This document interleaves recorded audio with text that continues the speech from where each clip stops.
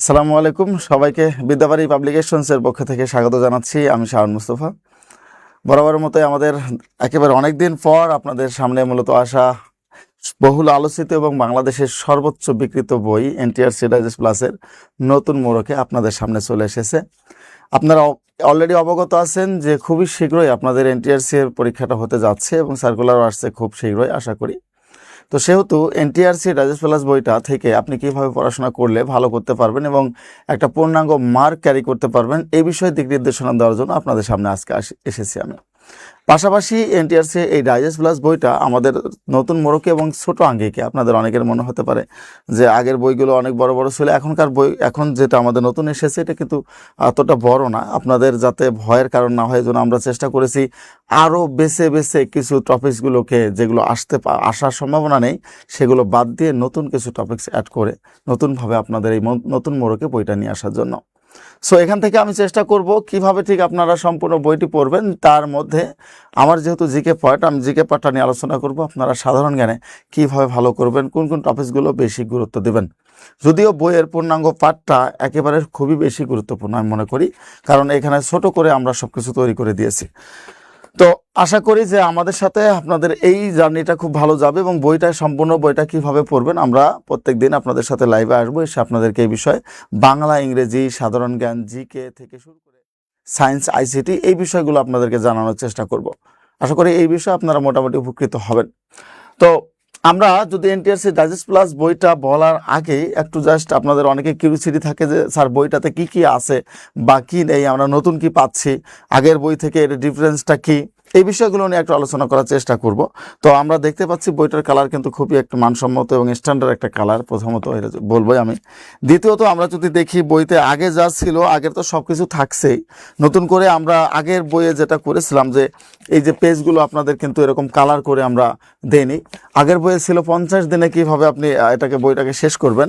যেহেতু এনটিআরসি এর কর্তৃপক্ষ বলে দিয়েছে সার্কুলার পরবর্তী মাত্র 45 দিনের মধ্যে আপনাদের পরীক্ষা অনুষ্ঠিত হবে, সেহেতু আমাদের আর এখানে লেট না করে আমরা মাত্র 40 দিনে কিভাবে বইটা শেষ করবেন এটার একটা বিশাল একেবারে সুন্দর করে রঙিন করে একটা রুটিন আমরা করে দিয়েছি, 40 দিনের রুটিন।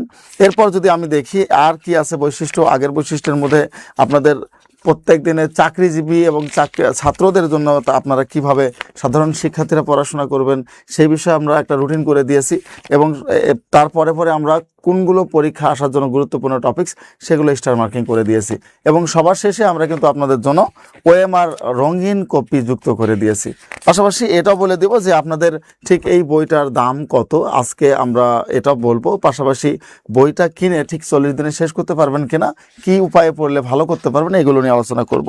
বইটাতে মোট পেজ আছে 886 পেজ, অর্থাৎ 886 বা 864 পেজ। এই বইটায় মোট পেজ হচ্ছে 864 পেজ। এখনকার জন্য যদি আমি বলি এই নতুন মোড়কে যে বইটা আছে বইটার দাম হচ্ছে মাত্র 490 টাকা। কত টাকা? 490 টাকা। আমরা আগে এটা বইয়ের দাম 470 টাকা ছিল, এখন নতুন আঙ্গিকে নতুনভাবে তৈরি করার কারণে সব কিছু মিলে আপনারা জানেন যে দাম বৃদ্ধি পেয়েছে। সো বইটার দাম হচ্ছে কত?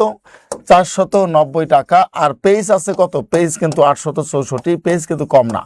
পেজ হচ্ছে কত?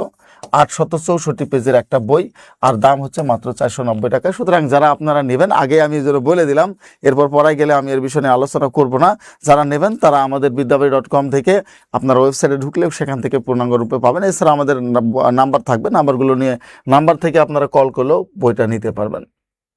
তো আমি জিকে পার্ট থেকে মূলত আপনাদের চেষ্টা করব জিকে থেকে কিভাবে পড়বেন, কিভাবে পড়লে আপনি ঠিক ভালো করবেন জিকে পার্টটা, এটা নিয়ে একটু আলোচনা করার চেষ্টা করব। তো প্রথমে যদি আমরা দেখি সাধারণ জ্ঞান থেকে আপনি কিভাবে ভালো করবেন, আমরা অলরেডি ইনার পেজটাকে আপনাদের সাথে আলোচনা করে দিয়েছি। সাধারণ জ্ঞানের মধ্যে বাংলাদেশ, আন্তর্জাতিক বিজ্ঞান, আইসিটি এবং ভূগোল এই 3টা পার্টই কিন্তু আপনাদের জন্য খুবই গুরুত্বপূর্ণ। প্রত্যেকটা পার্ট থেকে আপনাদের প্রশ্ন এসে থাকে। সো ওই হিসেবে আপনাদের সাধারণ জ্ঞান যেভাবে পড়লে ভালো করবেন, আর আমাদের বইটা সাধারণ জ্ঞান আমরা কিভাবে সাজিয়েছি এই বিষয় নিয়ে আলোচনা করার চেষ্টা করব। প্রত্যেক দিন আমাদের এই লাইভগুলো থাকবে প্রত্যেকটা সাবজেক্টের উপরে। আপনারা বিদ্যাবাড়ি পেজ পাবলিকেশনসে গেলে মোটামুটিভাবে প্রত্যেক দিন 11টার দিকে আমাদের লাইভগুলো দেখতে পারবেন, অর্থাৎ সম্পূর্ণ ফ্রিতে। আমরা বইটা কীভাবে পড়বেন এই বইয়ের ব্যাপারে আমরা আলোচনা করব আপনাদের সাথে।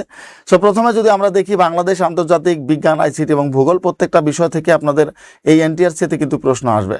সো বাংলাদেশ বিষয়াবলীর ক্ষেত্রে আমরা অনেক সময় দেখি যে অযাচিত কিছু পড়া পড়ে ফেলি, যেগুলো আমাদের কোনো পরীক্ষায় আসে না। সাম্প্রতিক সময় আপনারা দেখতে পাচ্ছেন বেশ কিছু সংস্করণ, বেশ কিছু পরিবর্তন কিন্তু হয়েছে, যার জন্য আমাদের জিকে পার্টটা খুবই ভাইটাল হিসেবে দাঁড়িয়েছে। অর্থাৎ জিকেতে অনেক ক্ষেত্রে দেখা যায় 20 বা 25-এর মধ্যে যদি আপনার আয়ত্তে না থাকে কোনগুলো পড়বেন কোনগুলো বাদ দেবেন, সেক্ষেত্রে কিন্তু আপনি ধরা খাওয়ার সম্ভাবনাটাই বেশি থাকে। সো আমাদের এনটিআরসি ডাইজেস্ট প্লাস বইয়ের মধ্যে আমরা এই জন্য চেষ্টা করেছি আগের যে তথ্যগুলো আছে তার সাথে নতুন কিছু আসছে বা আসতেছে বর্তমান প্রেক্ষাপটে, এই তথ্যগুলোকে অ্যাড করে দেওয়ার জন্য। এতে আপনাদের জন্য যেটা ভালো হবে যে আপনারা সহজভাবে বুঝতে পারবেন কোন টপিকসগুলো বাদ দিতে হবে, কোনগুলো ছাড়তে হবে। পারলে আপনারা আপনাদের বন্ধুদেরকে শেয়ার করে দিতে পারেন, মেনশন করে দিতে পারেন, এবং আপনারা নিজেরাই শেয়ার করে টাইমলাইনে রাখতে পারেন লাইভগুলোকে। খুবই গুরুত্বপূর্ণ, এবং আশা করি যে আপনাদের এনটিআরসি এর জন্য খুবই ভালো একটা কাজ করবে এই বইটা। তো আমরা যদি এখানে দেখি বাংলাদেশের ভৌগোলিক অবস্থান, আমরা আগে যেটা আমাদের হতো যে ছোটো মোটো করে অমনি পড়া হতো বা আপনারা পড়তেন কি থেকে কি আসে না আসে, কিন্তু এবার দেখেন আপনাদের বাংলাদেশের ভৌগোলিক অবস্থানের এই বইটার মধ্যে আমরা একটু ভিন্ন আঙ্গিকে এগুলোকে সাজিয়েছি। ভিন্ন আঙ্গিকে কিভাবে? আমাদের প্রথমে যেটা দেখেন, বাংলাদেশ দক্ষিণ এশিয়ার কোথায়, বাংলাদেশ এশিয়ার কোথায় অবস্থিত? দক্ষিণ এশিয়া। সচরাচর অনেকবার আসা প্রশ্ন, ঠিক আছে। আসসালামু আলাইকুম, সাথী আক্তার বলেছেন। ওয়ালাইকুম আসসালাম। স্যার আমি আগে যে বইটা সেটা নিয়েছি সেটা কি হবে না? হ্যাঁ, সেটা হবে না কেন? সেটা অবশ্যই হবে। নতুন সংস্করণের জন্য নতুনভাবে আপনি যদি পড়তে চান সেটা আপনি নিতে পারেন, আদারওয়াইজ আপনাকে এটার জন্য আমি জোর করব না কখনোই। তো আমরা যদি এখানে দেখি বাংলাদেশের অবস্থান যদি দেখি ভৌগোলিকভাবে বাংলাদেশ কোথায় অবস্থান করে, বাংলাদেশ ভৌগোলিকভাবে দক্ষিণ এশিয়া অবস্থান করে।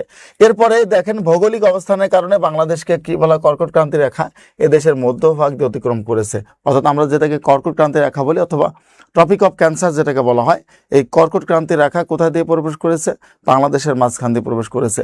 এখানে আরেকটা জিনিস মনে রাখবেন, এই কর্কট ক্রান্তি রেখাকে ইংরেজিতে বলা হয় ট্রপিক অফ ক্যান্সার। দেখেন দুইটা প্রশ্ন এখানে।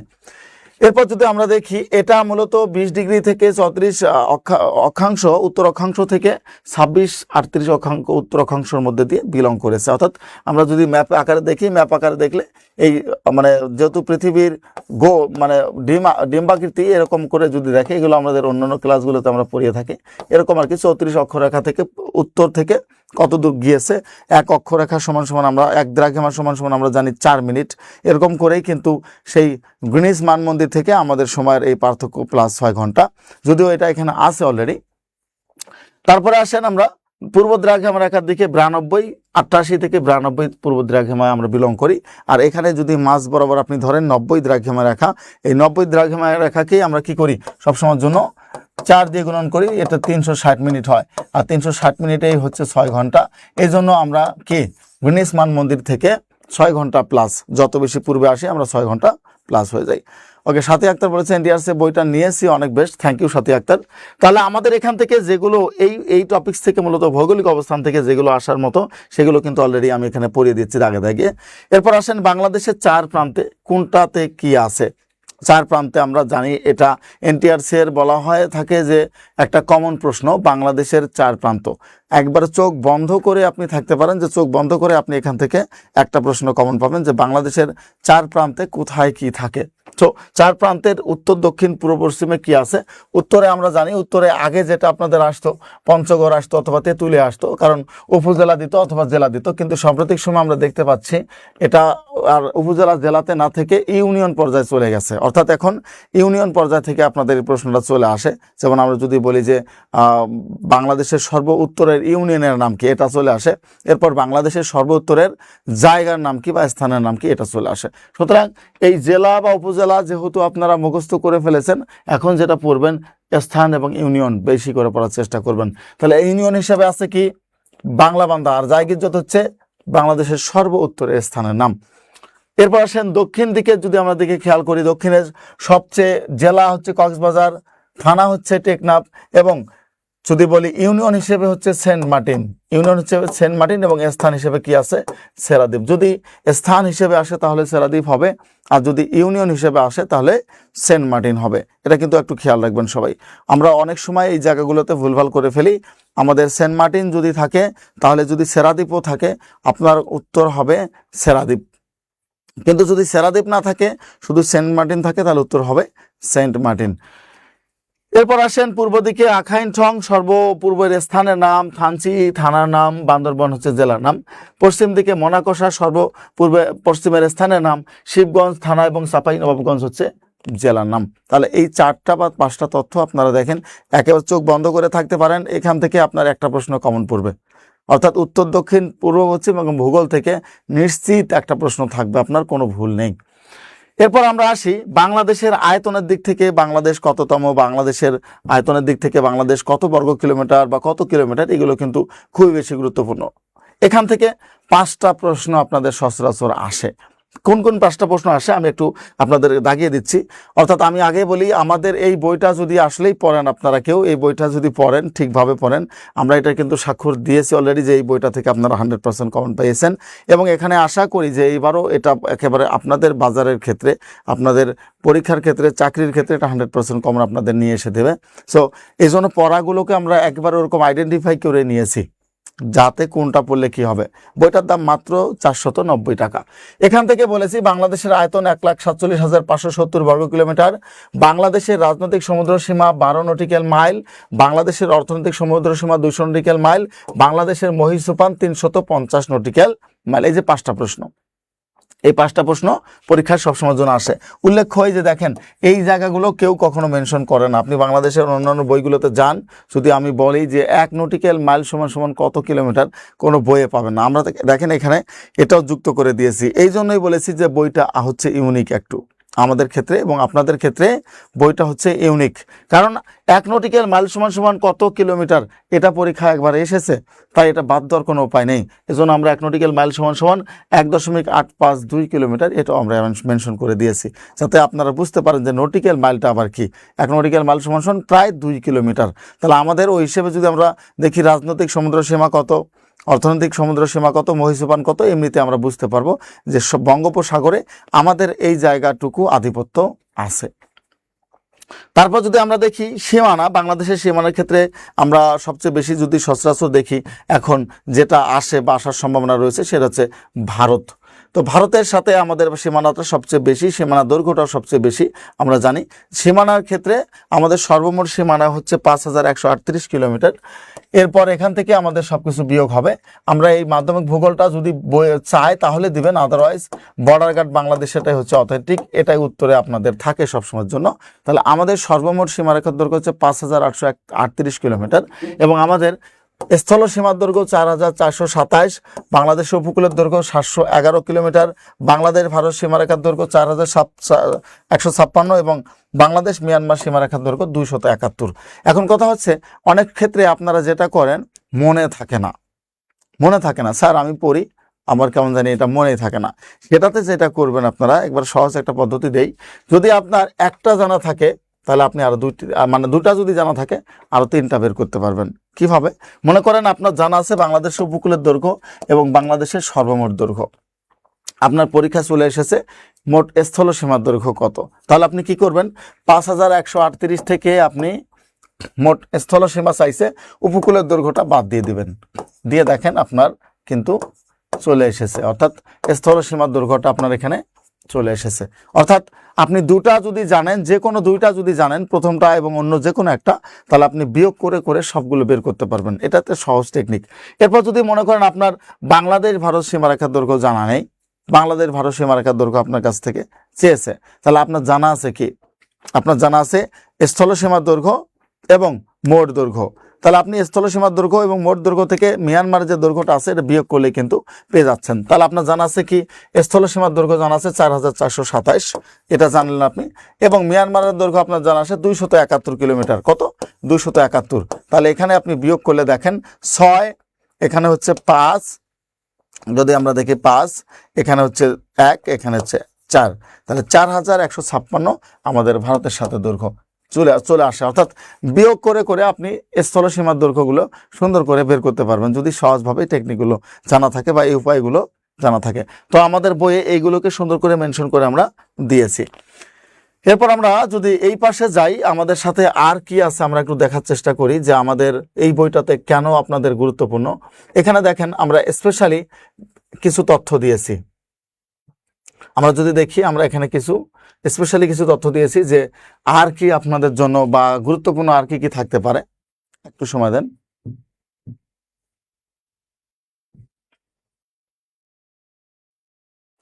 ওকে, এখানে আমরা দেখেন কিছু গুরুত্বপূর্ণ তথ্যতে যদি চলে যাই, কিছু গুরুত্বপূর্ণ তথ্য এখানে দেখা যাচ্ছে যে কিছু গুরুত্বপূর্ণ তথ্য মানে এই পড়ার বাইরে থেকেও আপনাদের জন্য আমরা আরো কিছু গুরুত্বপূর্ণ তথ্য রেখেছি। এগুলো সচরাচর অন্য কোথাও অন্য কোনো বই আপনারা পাবেন না।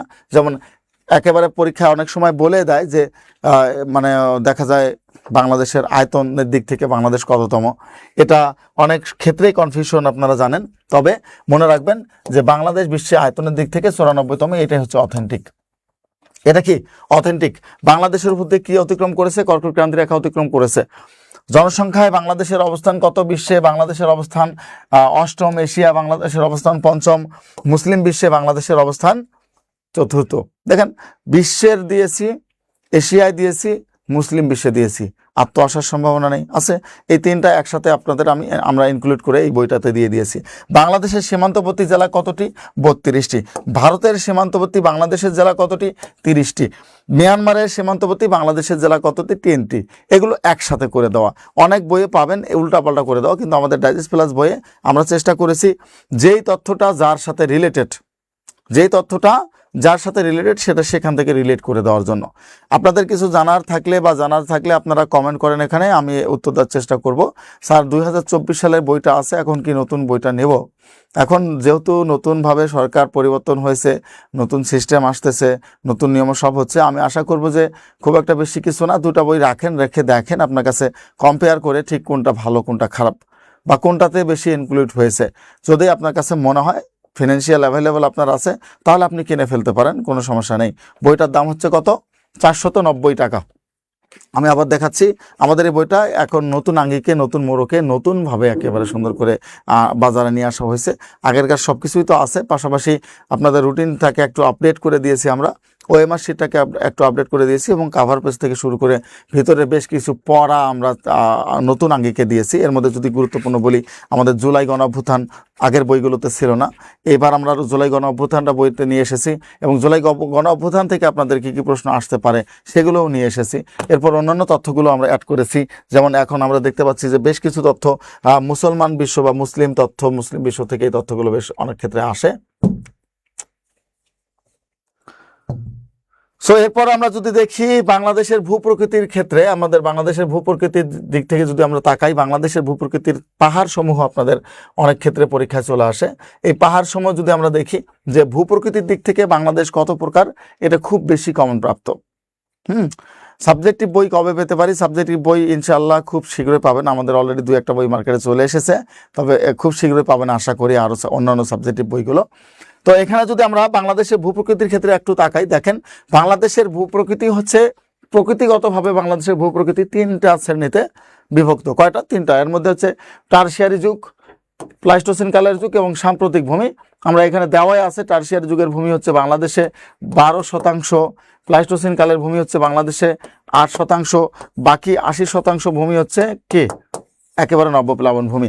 এই জন্য দেখা যায় টারশিয়ারি যুগের ভূমি যেগুলো আছে আমাদের সিলেট এবং চট্টগ্রামের ভূমিগুলোতে মূলত বলা হয়ে থাকে এই ভূমিটাই সবচেয়ে বেশি দরকার, বা এই ভূমিটায় আমাদের গ্যাস, তেল থেকে শুরু করে প্রাকৃতিক যে সম্পদগুলো আছে প্রত্যেকটা এই ভূমিতে আমরা পেয়ে থাকি। পাশাপাশি এটা যদি আমরা দেখি প্লাইস্টোসিন কালের ভূমি কোনগুলো, প্লাইস্টোসিন কালের ভূমি হচ্ছে আমাদের বরেন্দ্র অঞ্চল, এবং আমাদের বরেন্দ্র বলতে উত্তরবঙ্গের পুরোটা হচ্ছে প্লাইস্টোসিন কালের ভূমি। তারপরে আমাদের এখানে গাজীপুরের ভাওয়ালগড় আছে প্লাইস্টোসিন কালের ভূমি। এই ভূমিটা একটু মূলত পরে আসছে, অর্থাৎ যদি আমরা দেখি টারশিয়ারি যুগের ভূমি 40,000 বছর পূর্বে তৈরি হয়ে গেছে, 40,000 বছর, আর প্লাইস্টোসিন কালের ভূমি হচ্ছে 25,000 বছর আগে বাংলাদেশে তৈরি হয়ে গেছে। এই জন্য এখানে আমরা হয়তোবা ওরকম গুরুত্বপূর্ণ তেল বা গ্যাস পাচ্ছি না, বাট আমরা এখানে কি পাই? কয়লা পাই। আমরা এখানে পিট কয়লা পাচ্ছি, আমরা এখানে চীনামাটি পাচ্ছি, যেগুলো মূলত সাম্প্রতিক কালের না, একটু পুরাতন হয়ে গেছে। এই জন্য কয়লার খনিগুলো দেখেন বাংলাদেশের উত্তর অঞ্চলে দিনাজপুর থেকে শুরু করে বরেন্দ্র অঞ্চলে কয়লার খনিগুলো আছে, শালবনে আছে, ভাওয়ালগড়ের দিকেও আছে। এগুলো আমরা পরবর্তীকালের ভূমি এবং সবার শেষে সাম্প্রতিক কালে প্লাবন ভূমি, এটা একেবারে নব্য প্লাবন ভূমি বলা হয়ে থাকে। এগুলো আমরা দেখেন আমাদের এখানে কোন এলাকা জুড়ে আছে সবগুলো আমরা আলোচনা করার চেষ্টা করেছি। তারপরে আমরা যদি অন্যান্য তথ্যের মধ্যে যাই, এখানে বারবার আমরা বলেছি যে আমাদের স্পেশালিটি কি এই বইটার, স্পেশালিটি হচ্ছে এইটা যে অন্যান্য তথ্যগুলো আমরা এখানে ইনক্লুড করে দিয়েছি আপনাদের সাথে। অন্যান্য তথ্য বলতে যেটা বোঝানো হয় সচরাচর যে এটার সাথে রিলেট আর কি আছে যে কোনো জায়গা থেকে আমরা নেওয়ার চেষ্টা করেছি। দেখেন এখানে সাজেক ভ্যালিকে বলা হয় রাঙামাটির ছাদ, বলিশিরা ভ্যালিকে বলা হয় মৌলভীবাজার, মানে অবস্থিত মৌলভীবাজারে, বরেন্দ্র ভূমির আয়তন কত, মধুপুর গড় কোন কোন এলাকা জুড়ে, ভাওয়ালগড় কোন কোন এলাকা জুড়ে, এগুলো কিন্তু অন্য বইয়ে বা অন্য কোথাও তথ্যগুলো এরকম ইনক্লুড করা নাই। আমি নিজেই দেখতে পাচ্ছি যে প্রত্যেকটা পড়ার মধ্যে পরে যে গুরুত্বপূর্ণ তথ্যগুলো আমরা দিয়েছি আপনাদের জন্য, প্রত্যেকটা পড়ায় দেখবেন এই পরের গুরুত্বপূর্ণ তথ্যগুলো আমরা রিলেট করে আনছি, অর্থাৎ অন্য কোথাও থেকে এনে দিয়েছি যাতে এখান থেকে পড়ে পড়াটা শেষ করে ফেলতে পারেন। সো বইটা ইউনিক এই জন্যই আমি মনে করি যে আপনাদের শুধু সাধারণ জ্ঞান না, সাধারণ জ্ঞানের সাথে বাংলা, ইংরেজি, ম্যাথ প্রত্যেকটা টপিকসে এরকম সুন্দর করে সাজিয়ে দেওয়া। সবচেয়ে গুরুত্বপূর্ণ হচ্ছে কোনটা পড়বেন কোনটা ছাড়বেন সেটাও আমরা মেনশন করে দিয়েছি, এবং কোনটাকে বেশি গুরুত্বপূর্ণ সেটা স্টার মার্কিং করে দিয়েছি, কোনটা তার চেয়ে লেস ইম্পর্টেন্ট সেটাও স্টার মার্ক করে আমরা দিয়ে দিয়েছি। এজন্য এটা আপনাদের কাজে লাগবে খুব আশা করি আপনাদের এখন থেকে।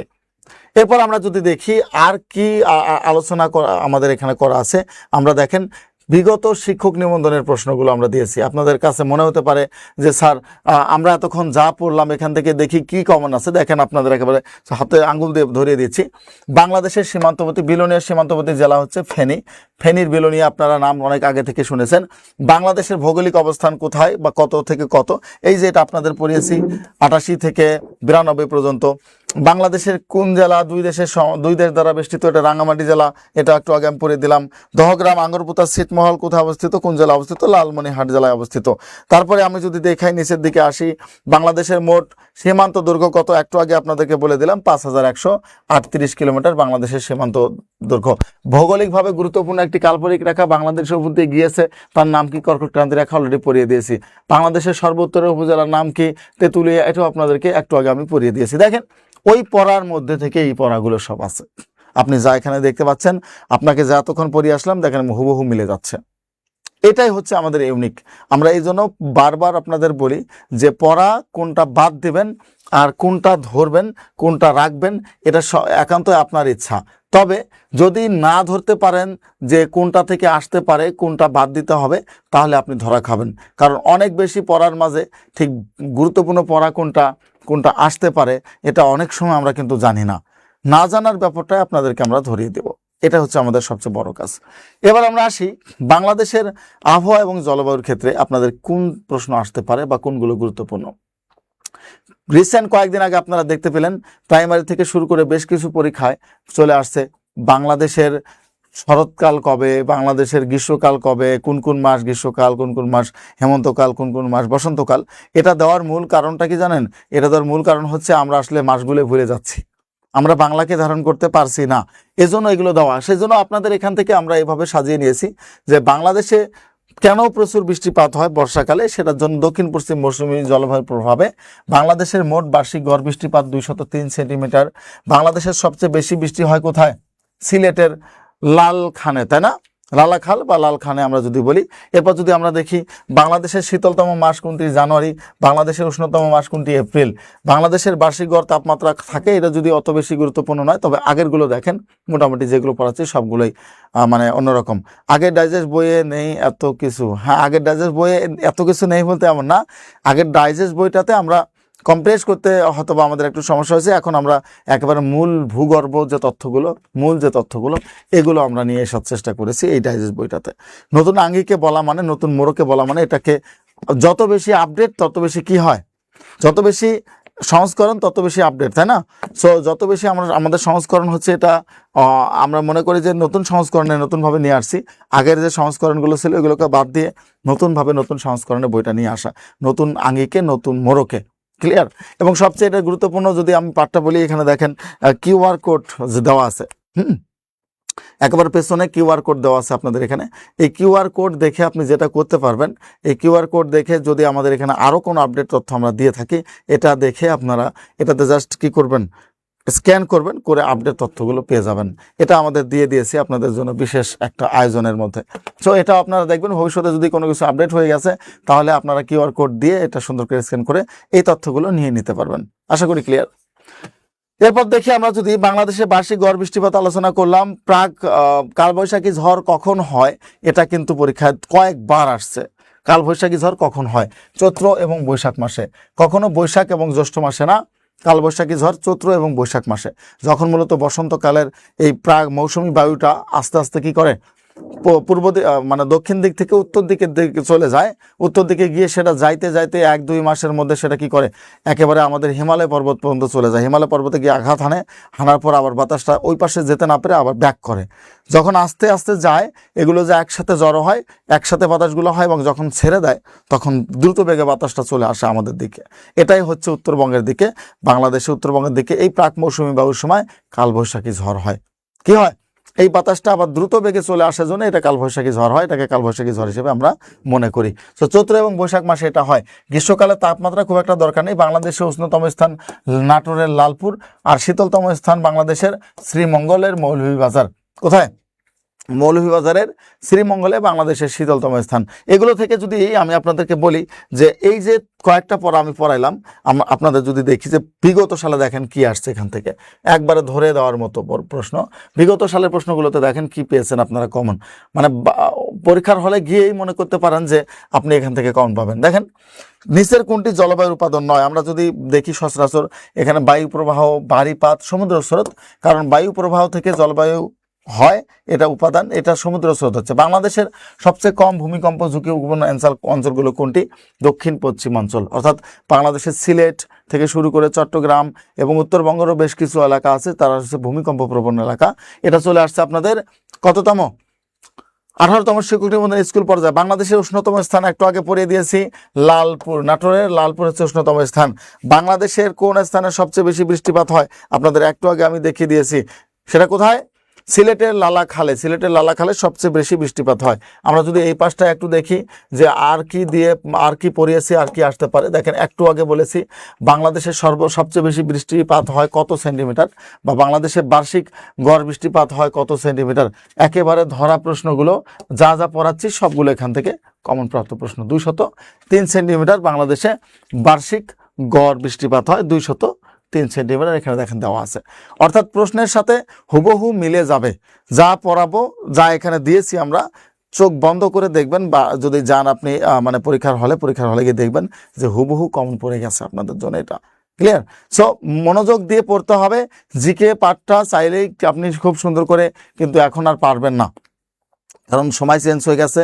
জিকের মধ্যে থেকে জিকে বের করতেছে এবং অনেক কঠিন কঠিন জিকে নিয়ে আসতেছে, বা সাধারণ জ্ঞান নিয়ে আসা হচ্ছে পরীক্ষার হলে। সেক্ষেত্রে আপনাকে একটু গভীর থেকে পড়তে হবে। আর গভীর থেকে পড়াগুলোই আমরা মূলত চেষ্টা করেছি। এখানে প্রত্যেকটা পড়ার সাথে সাথে যখন আমরা গুরুত্বপূর্ণ কিছু ইনক্লুড করে দিয়েছি, তখনই বুঝে নেবেন যে এগুলো গভীর থেকে আমরা নেওয়ার চেষ্টা করেছি। এরপর বাংলাদেশের জাতীয় বিষয়াবলী আছে। এর আগে আমি আপনাদেরকে আবার একটু বলে দিব, আমাদের এই এনটিএসআই ডাইজেস্ট প্লাস বইটা সম্পূর্ণ নতুন আঙ্গিকে, নতুন মোড়কে চলে এসেছে।